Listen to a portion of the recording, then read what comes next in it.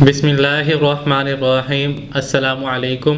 Welcome to the world of designing. मैं आपका teacher Adeel Shahzad. आज हम स्टार्ट करने वाले हैं बेसिक टू एडवांस सीरीज़ में एडोब इलस्ट्रेटर की क्लास नंबर 13।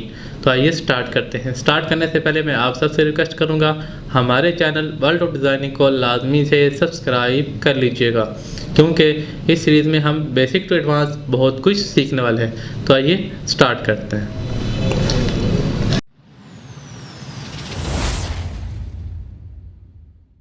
आज हम जो टूल सीखने वाले हैं वो है ब्लेंड टूल। तो ब्लेंड टूल को किस तरह से यूज़ किया जा सकता है आज हम वो सीखेंगे।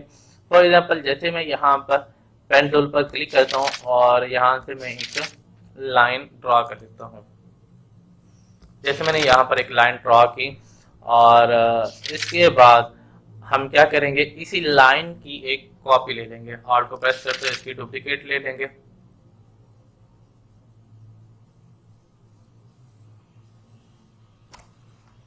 ठीक है, और डुप्लीकेट लेने के बाद अब जो हमारी ये दूसरी लाइन है इसका मैं थोड़ा सा कलर भी चेंज कर दूंगा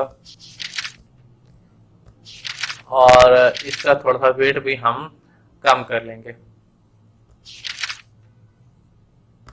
इस तरह से। तो अब आप देखेंगे कि दोनों लाइंस जो हैं वो डिफरेंट कलर्स की हैं। तो यहाँ पर आपको अब ब्लेंड टूल का जो एक डिफरेंस है वो आपको यहाँ पर शो होगा कि ब्लेंड टूल के जरिए से क्या क्या काम हो सकता है। तो फॉर एग्जांपल, जैसे मैं यहाँ पर इसको सेलेक्ट करता हूँ, शिफ्ट को प्रेस करके दूसरी लाइन को मैंने सेलेक्ट कर दिया। तो बेसिकली जो ब्लेंड टूल होता है ना, वो दो ऑब्जेक्ट के दरमियान काम कर रहा होता है। दो ऑब्जेक्ट के दरमियान स्टेप्स भी बढ़ा रहा होता है और दोनों ऑब्जेक्ट के दरमियान कलर्स को भी आपस में मर्ज कर रहा होता है। तो किस तरह से करेंगे, जैसे मैंने दोनों लाइन्स को सिलेक्ट कर लिया। सिलेक्ट करने के बाद मैं ये करता हूँ, ब्लेंड टूल पे क्लिक किया और उसके बाद मैं आकर यहाँ पर पहले एक लाइन पर क्लिक कर देता हूँ, उसके बाद दूसरी लाइन पर आप यहाँ पर क्लिक कर देंगे। इसी तरह जैसे आपने यहाँ पर क्लिक किया, क्लिक करने के बाद आप देख सकते हैं कि दोनों ऑब्जेक्ट के दरमियान स्टेप्स भी बन गए और उनके जो कलर्स है वो भी आपस में मर्ज हो गए। तो अब अगर आपने यहाँ पर स्टेप्स को क्लियर देखना है तो आप क्या करेंगे, यहाँ पर अभी बहुत सारे इसके स्टेप्स बने हुए हैं लेकिन अभी आपको क्लियर शो नहीं होगा। तो आपने करना क्या है, सिंपली आप ब्लेंड टूल पर आकर डबल क्लिक कर दें। जैसे डबल क्लिक करेंगे तो आपके पास एक छोटा सा पैनल ओपन होगा। यहाँ पर ऑप्शन है स्मूथ कलर, तो यहाँ पर आप एरो पर क्लिक करके कर दें स्पेसिफाइड स्टेप्स और नीचे जो ओरिएंटेशन है यहाँ पर आप क्लिक कर दें अलाइन टू पाथ पर। इसके बाद आप यहाँ देखें कितने स्टेप्स बने हुए हैं, 107। तो यहाँ पर अगर आप क्लिक करके इसको कम कर दें, फॉर एग्जांपल मैं जैसे कर देता हूँ 30 और यहाँ से आप इसको प्रीव्यू ऑन कर दें। अब आप देख रहे होंगे कि किस तरह से ये स्टेप्स बने हुए हैं। ठीक है, तो ब्लेंड टूल क्या करता है, ऑब्जेक्ट्स के दरमियान स्टेप्स भी बना देता है और जो ऑब्जेक्ट्स के कलर्स होते हैं उनको भी आपस में मर्ज कर देता है। तो इस तरह से आप ये देख सकते हैं। तो फॉर एग्जांपल कि कुछ हम और डिफरेंट बनाते हैं, जैसे मैं यहाँ पर एक सर्कल बना लेता हूँ और इसके बाद हम क्या करेंगे, इसी सर्कल की एक कॉपी ले लेते हैं, आर्ट को प्रेस करके डुप्लीकेट बना लेते हैं और इसको थोड़ा सा हम रिसाइज कर देंगे और इसका आप कलर चेंज करना चाहें तो इसका कलर चेंज कर दें इस तरह से। अब मैंने इसका कलर डिफरेंट रखा और इसका डिफरेंट रखा है। इसको सिलेक्ट किया हुआ आपने, शिफ्ट को प्रेस करके इसको भी आप सिलेक्ट कर लें। जैसे दोनों को सिलेक्ट करेंगे सेम वैसे ही ब्लेंड टूल पर आके क्लिक करेंगे और पहले आप किसी भी एक पॉइंट पर, किसी भी एक ऑब्जेक्ट पर क्लिक कर दें। जैसे आप यहाँ क्लिक करेंगे उसके बाद दूसरे ऑब्जेक्ट पर आकर क्लिक करें तो ये क्या होगा कि यहाँ से यहाँ तक आपके डिफरेंट बहुत सारे स्टेप्स बन गए जो कि आपके दो ऑब्जेक्ट्स हैं उनके दरमियान में।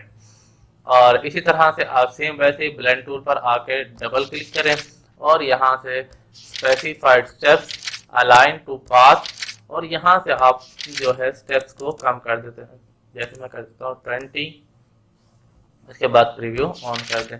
तो इस तरह से अब आप देख लेंगे कि थोड़ा सा आपको नजर आ रहा होगा कि स्टेप्स बने हुए हैं। तो आप इसको मजीद भी कम कर सकते हैं, जैसे मैं कर देता हूँ 10। तो इसी तरह से आप ये देख सकते हैं कि आपको यहाँ पर स्टेप्स बने हुए नज़र आ जाएंगे।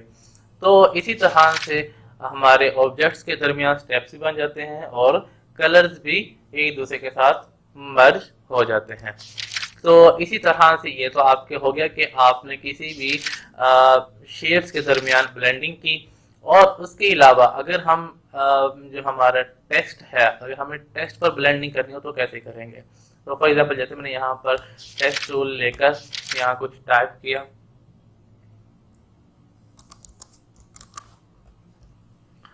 और मैंने यहाँ पर कुछ टाइप करने के बाद इसको थोड़ा सा मैं रिसाइज करता हूँ और एक इसकी कॉपी ले लेते हैं आर्ट को प्रेस करते हुए। सेम मैंने यहाँ पर कॉपी ले ली और इसी तरह से अब आप क्या करेंगे, इसको भी सिलेक्ट कर लेंगे और शिफ्ट को प्रेस करके आप दूसरा भी सिलेक्ट कर लेंगे। दोनों को सिलेक्ट करने के बाद आप क्या करें, सेम वैसे ब्लेंड टूल पर आप क्लिक करें। पहले आप एक जगह क्लिक कर दें और फिर उसके बाद दूसरे पर आकर क्लिक कर दें। तो इस तरह से ब्लेंडिंग हो जाती है। ठीक है, तो आप सेम कलर सेम साइजेस पर भी ब्लेंडिंग कर सकते हैं। ज़रूरी नहीं है कि आप ऑब्जेक्ट को रिसाइज करें, कलर चेंज करें, उसका होना ज़रूरी नहीं है। तो इसी तरह से आप ये ब्लेंड टूल यूज़ कर सकते हैं। तो इसके अलावा अगर हम एक काम ये करें, फॉर एग्जांपल के जैसे मैं यहाँ पर एक स्टार बना लेता हूँ यहाँ पर, और एक यहाँ पर स्टार बना लेता हूँ।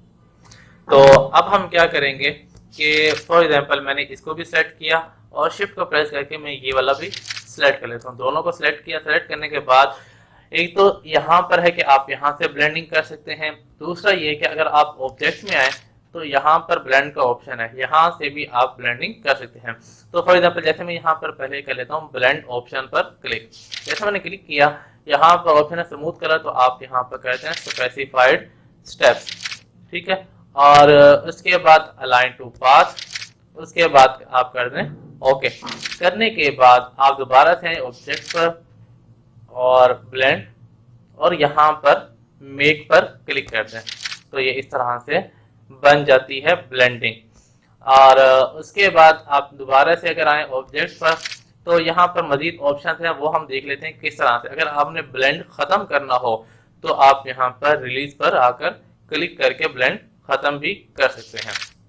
ये आप देख सकते हैं इस तरह से ब्लेंडिंग खत्म हो गई। तो इसी तरह से फॉर एग्जांपल जैसे मैं इसको सेलेक्ट करता हूँ, सेलेक्ट करने के बाद अगर हम दोबारा से आए ऑब्जेक्ट में ब्लेंड पर क्लिक करते हैं और यहाँ पर आगे हमारे पास ऑप्शन है एक्सपेंड।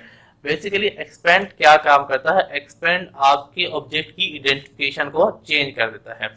तो अगर मैं आपको एक चीज़ दिखाऊं, जैसे मैंने ये ब्लेंड वाला जो ऑब्जेक्ट है इसको सिलेक्ट किया, तो आप ये देख रहे हो कि सिर्फ ये पहले वाला जो पॉइंट है वो सिलेक्ट है और जो लास्ट वाला पॉइंट है ये सिलेक्ट है। ठीक है, तो यहाँ से बता रहा है कि आपने इन्हीं ऑब्जेक्ट के दरमियान में ब्लेंडिंग की है। तो अब ये सिर्फ आपको एक स्ट्रेट लाइन नजर आ रही है। अगर मैं ऑब्जेक्ट में आकर ब्लेंड पर क्लिक करूं और आगे हमारे पास ऑप्शन है एक्सपेंड, जैसे मैं यहाँ एक्सपेंड पे क्लिक करता हूँ तो अब आपको यहाँ पर नजर आ रहा होगा कि हर ऑब्जेक्ट की हर पॉइंट की अलग अलग सिलेक्शन बनी हुई है। ठीक है, जो यहाँ पर जितने भी सर्कल से हर सर्कल की अलग अलग सिलेक्शन बनी हुई नजर आ रही है। तो इसी तरह से अगर हम इनको अलग अलग करना चाहें तो अलग अलग भी कर सकते हैं। फॉर एग्जांपल मैं इसी के ऊपर रहते हुए राइट क्लिक करता हूं और अनग्रुप कर दूं, तो अब आप देख सकते हो कि ये ऑब्जेक्ट आपके अलग अलग हो चुके हैं इसी तरह से। तो आप इस तरह से अलग अलग भी इनको कर सकते हैं। और उसके बाद फॉर एग्जांपल मैं एक काम ये करता हूं कि एक सर्कल बना लेता हूं। यहाँ पर एक सर्कल बनाया और इसको मैं स्ट्रोक में रख रहा हूँ फिल खत्म करके।